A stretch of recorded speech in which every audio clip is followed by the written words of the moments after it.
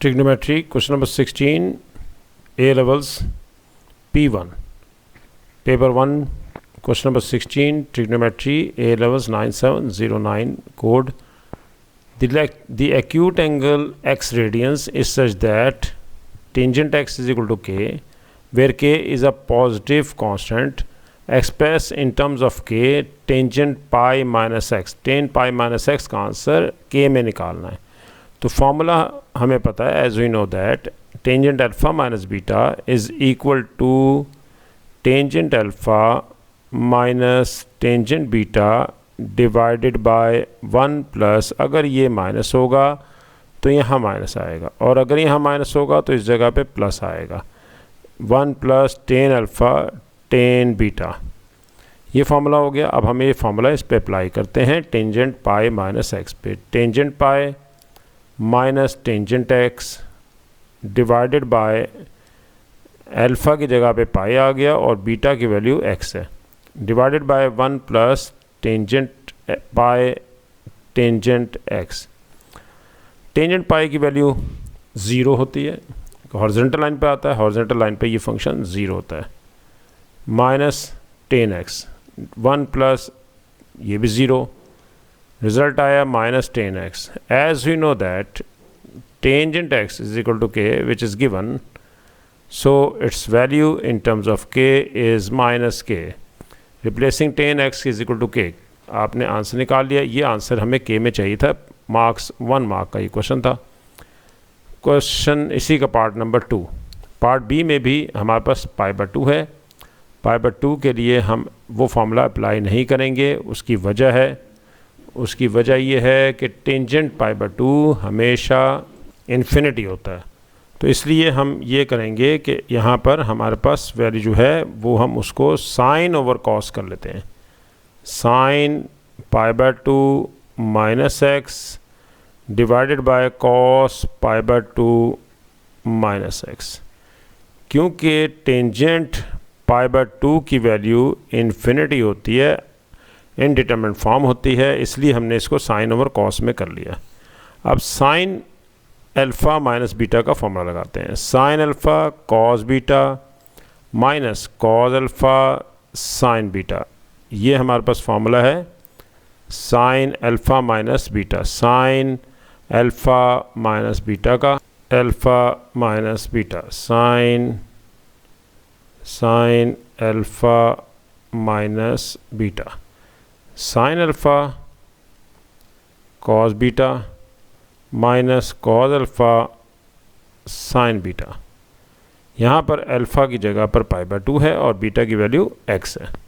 इसी तरह से कॉस में भी फार्मूला है cos alpha cos beta plus, क्योंकि ये अगर माइनस होगा कॉस में, साइन में तो एज इट इज़ आया था, माइनस हो तो माइनस आ जाएगा, लेकिन कॉस में अगर माइनस हो तो यहाँ प्लस आ जाता है, plus sine alpha sine beta. अब वैल्यूज़ लगा देते हैं. साइन पाई बाय 2 1 होता है, कॉस एक्स आ जाएगा, और कॉस पाई बाय 2 0 होता है. इस तरह से नीचे भी ये 0 और ये 1 हो जाता है साइन एक्स. आंसर आ गया आपका cos x over sine x. Cos x over sine x हमारे पास होगा cot x. Cot x 1 over tangent x होता है, और टेंजेंट एक्स की वैल्यू है के, तो आंसर इसका भी के में आ गया. नेक्स्ट हमारे पास है साइन एक्स. इसको भी टेंजेंट में कन्वर्ट करते हैं, क्योंकि टेन एक्स की वैल्यू हमारे पास है ऊपर, वो है के, तो हम इसे जब तक टेंजेंट में नहीं लाएंगे उस वक्त तक ये के नहीं बनेगा. तो के बनाने के लिए हम इसमें यहाँ पर कॉस एक्स से मल्टीप्लाई भी कर देते हैं और डिवाइड भी. अब sign x over cos x हमारे पास ये आ गया, और 1 ओवर कॉस एक्स जो है वो सीक्वेंट एक्स होता है. Sine over cos tangent x होगा, नीचे सीक्वेंट एक्स है. सीक्वेंट एक्स का फॉर्मूला है secant square x, because secant square x is equal to 1 plus tan square x. हमारा मकसद है इसको टेन में कन्वर्ट करना, और secant x is equal to square root 1 plus tan square x. इसलिए अब हमने इसको टेन में कन्वर्ट करने के लिए ये फार्मूला इस्तेमाल किया है, square root 1 plus tangent square x. Tan की वैल्यू k है वो लगा दी, नीचे डिनोमिनेटर में भी k है तो k स्क्वायर, यही इसका आंसर था, हमें k में चाहिए था, k में हमने निकाल लिया। क्वेश्चन नंबर 17, क्वेश्चन नंबर 17 में वो कह रहा है शो दैट, शो करना है, can be written in the form of tangent -3π/4, इसमें लिख सकते हैं। तो हम ले देखते हैं, चेक करते हैं पहले। 3 sin x minus cos x is equal to 2 times sin x minus 3 cos x। पहले ब्रैकेट्स ओपन कर देते हैं, 2 3 6 sin x, 3 1 3 cos x, 2 से फिर मल्टीप्लाई कर देंगे, 2 sin x minus 6 cos x। अब हमने साइन को एक साइड पे कर लेना है और कॉस को दूसरी साइड पे, क्योंकि टेंजेंट बनाना है। और 6 sin x minus 2 sin x, इसे हमने लेफ़्ट पे शिफ्ट कर दिया और ये कॉस को हम राइट पे ले जाते हैं। कॉस राइट पे जाके प्लस हो जाएगा और वहाँ ऑलरेडी माइनस में ये मौजूद है, -6 cos x। 6 minus 2 4 sin x, ये आ गया। 3 माइनस 6 -3 आ गया, -3 cos x। अब हम इस तरह इसे डिवाइड कर देंगे cos x से, ताकि cos x इधर आ जाए और 4 को इधर डिवाइड कर देते हैं।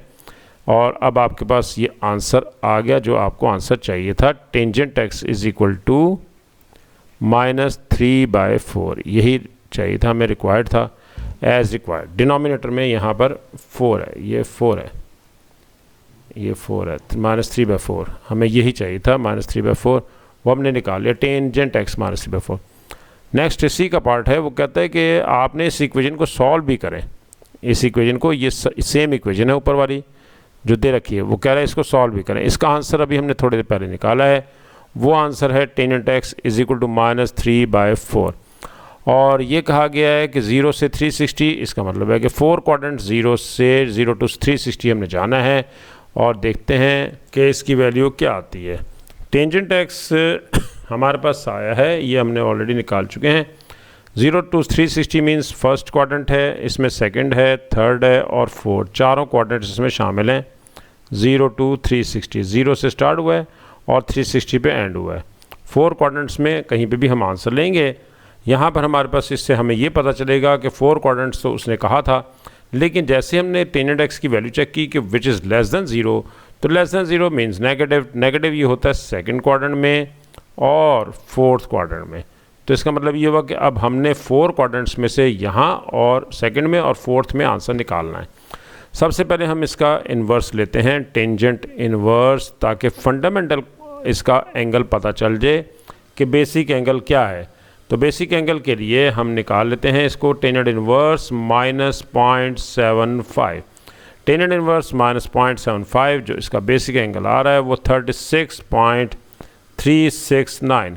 बेसिकली ये नेगेटिव साइन जो है वो ये वाला है और आंसर आ रहा है बेसिक एंगल इसका जो फर्स्ट क्वाड्रेंट में है वो अगर देखा जाए तो वो आता है 36.369। हमें आंसर चाहिए है सेकंड क्वाड्रेंट में और हमें आंसर चाहिए फोर्थ क्वाड्रेंट में। सेकंड में लाने के लिए 180 में से माइनस करते हैं, ये वापस चला जाएगा। और फोर्थ क्वाड्रेंट में लाने के लिए 360, क्योंकि इस तरफ 360 जा रहा था, 360 में से माइनस करेंगे तो ये वापस आ जाएगा। इसका मतलब है कि 180 माइनस 36.369 और 360 माइनस 36.369, ये दो आंसर्स होंगे। पहले नंबर पे हम निकालते हैं सेकंड क्वाड्रेंट में 180 माइनस 36.369 और 36.369 जब 180 में से सब्ट्रैक्ट करते हैं तो ये आंसर आ जाएगा 143 डिग्री। इसी तरह से हम जब इसको फोर्थ क्वाड्रेंट में लेंगे विच इज़ 360 माइनस 36.369 और ये आपके पास आंसर आ जाएगा 323। ये दोनों आंसर्स हमारे पास आ गए हैं, ये सॉल्व हो गया। नेक्स्ट है क्वेश्चन नंबर 18। क्वेश्चन नंबर 18 में वो कहता है शो दैट द इक्वेशन, ये इक्वेशन दे रखी है और इसके आंसर इसमें निकालें। हमने देखना ये है कि आंसर में हमारे पास कौन सा फंक्शन है।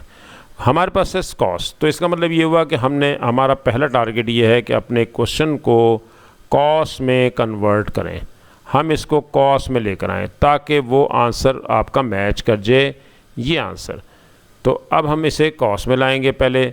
टेंजेंट हमारे पास है sine over cos, tangent x होता है sine x over cos x. अब हम ये करते हैं, साइन को साइन से मल्टीप्लाई करेंगे तो ये बन जाएगा sine square x divided by cos plus 3 is equal to 0। लेकिन उसने कहा था इसको कॉस में लाना है, तो हमारे पास अभी तक साइन है यहाँ पर, तो साइन को कॉस में लाने का एक ही तरीका है और वो ये है कि sine square x plus cos square x is equal to 1। यहाँ से साइन की वैल्यू निकाल लेते हैं, sine square x is equal to 1 minus cos square x. हम इसे कन्वर्ट कर देते हैं 2 times 1 minus cos square x divided by cos x plus 3 is equal to 0। अब हम ये कर लेते हैं कि यहाँ पर 2 से मल्टीप्लाई कर लेते हैं, 2 टाइम्स, हम एक काम और कर लेते हैं, 3 को हम राइट साइड पे ले जाते हैं, उससे फ़ायदा होगा कि हम क्रॉस मल्टीप्लाई कर लेते हैं -3।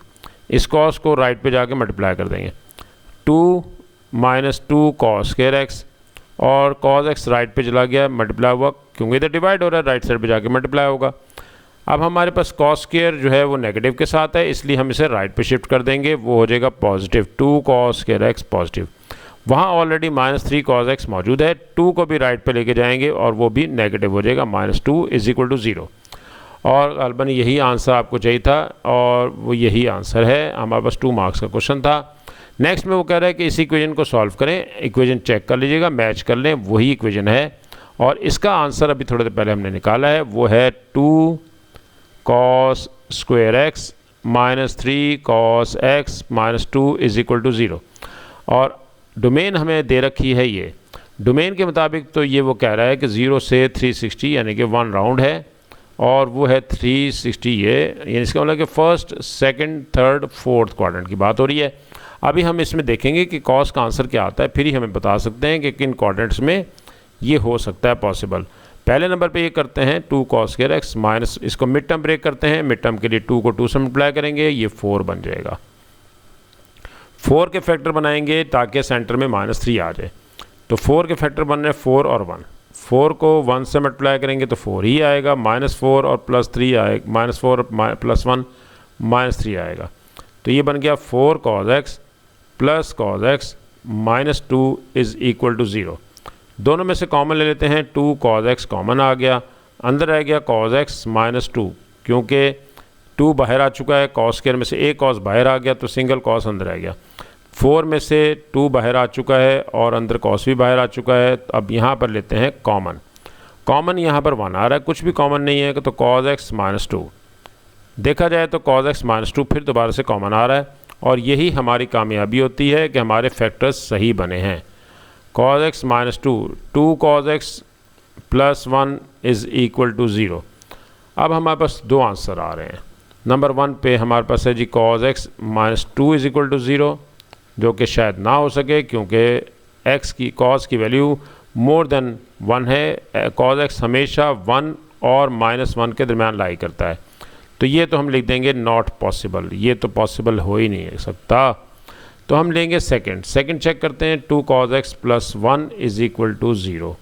यहाँ पर 2 cos x is equal to -1 हो गया, कॉस एक्स का आंसर आ गया -1/2, ये पॉसिबल है और इसकी वैल्यू <0 आ रही है। <0 ये हमारे पास होता है जी सेकंड क्वाड्रेंट में <0 होता है और थर्ड में होता है। वहाँ बात हो रही थी कि 4 क्वाड्रेंट्स की, कि वन राउंड जो है वो 4 क्वाड्रेंट्स में से किसी एक में होगा। हमने अब 4 में से हमारे पास रह गए 2, एक 2 और एक 3। हम 2 में जाएंगे तो 180 में से बेसिक एंगल को माइनस करते हैं, जब 3 में आएंगे तो 180 में ऐड करते हैं। तो पहले हमें फंडामेंटल एंगल निकालना है, बेसिक एंगल, ये वाला एंगल चाहिए हमें। तो हम पहले इसका कॉस इन्वर्स कर लेते हैं। कॉस इन्वर्स जब हम करेंगे ये आता है -60 डिग्री, कॉस इन्वर्स करने से -60 डिग्री। अब हमें पता चल गया कि इसका फंडामेंटल एंगल जो है, बेसिक एंगल है 60 डिग्री। अब हमें आंसर हम पहले से लोकेट कर चुके हैं, वो हमारा होना चाहिए इन 4 क्वाड्रेंट्स में से सेकंड और थर्ड क्वाड्रेंट, यहाँ पर हमें चाहिए आंसर। तो 180 में से इसको सब्ट्रैक्ट करेंगे, 180 माइनस फंडामेंटल एंगल, और 180 में ऐड करेंगे, ये की पॉइंट है आपका, मैं इसको अपलोड कर दूंगा, 180 प्लस 60। तो आपके पास 180 माइनस 60, ये आपने सेकंड क्वाड्रेंट में चले गए, और 180 प्लस 60 आप चले गए थर्ड में। और 180 माइनस 60 120 डिग्री, और 180 प्लस 60 240 डिग्री। यही इसके दोनों आंसर्स थे, ये हमने निकाल दिए। और नेक्स्ट आ रहा है जी क्वेश्चन नंबर 19। Question number 19,